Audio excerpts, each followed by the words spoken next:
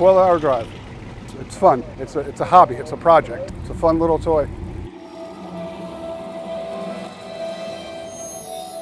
My name's Jason. Drove up from Orlando for the 24 MoParty.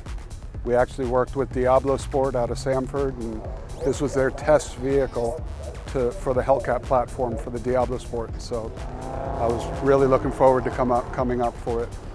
I love the T2 tuner inside, being able to see all the gauges, see what's going on with the motor, no hiccups. Was able to custom tune it. Currently it's putting down just over 700 horsepower at the wheels. So very happy with it.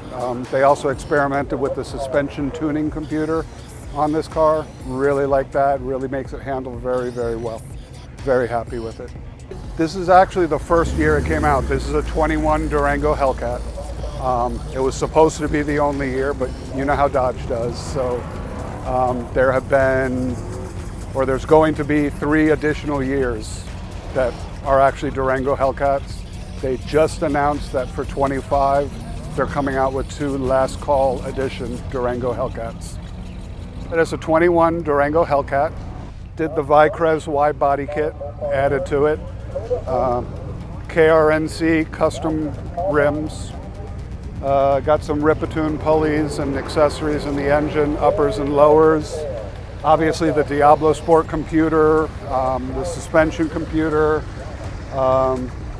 Did a little bit of system work to it. 1100cc injectors. The Hellcat platform in and of itself is a beautiful thing.